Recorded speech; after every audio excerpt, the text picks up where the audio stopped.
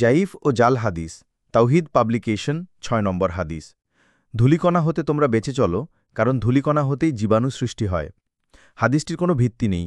ইবনুল আসির নাসম্মাদায় আর নেহায়া গ্রন্থে হাদিসটি উল্লেখ করে বলেছেন যে এটি হাদিস, কিন্তু মারফু হিসেবে এটির কোনো ভিত্তি সম্পর্কে জানি না। তবে আমর ইবনুল আস হতে মওকুফ হিসেবে ইবনু সাদ তাবাকাতুল কুবরা গ্রন্থে ৮/২/১৯৮ গ্রন্থে বর্ণনা করেছেন। তিনি বলেন, আবদুল্লাহ ইবনু সলেহ মিশরি বলেছেন। তা সত্ত্বেও কয়েকটি কারণে সনদের দিক থেকে হাদিসটি সহি নয়। ১. ইবনু সাদ মাধ্যম হিসাবে তার শাইখের নাম উল্লেখ করেননি, অর্থাৎ মুয়াল্লাক হিসেবে বর্ণনা করেছেন। ২. এছাড়া সনদে উল্লেখিত আবদুল্লাহ ইবনু সলেহের মধ্যে দুর্বলতা রয়েছে, যদিও বুখারী তার থেকে বর্ণনা করেছেন। ইবনু হিব্বান বলেন, মুনকারের প্রবেশ ঘটেছে।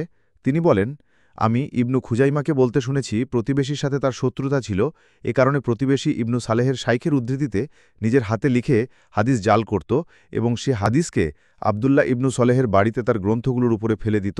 ফলে আবদুল্লাহ তার লেখাকে নিজের হাতের লেখা মনে করতেন এবং তিনি তাকে হাদিস হিসেবে বর্ণনা করতেন। হাদিসের মান জাল।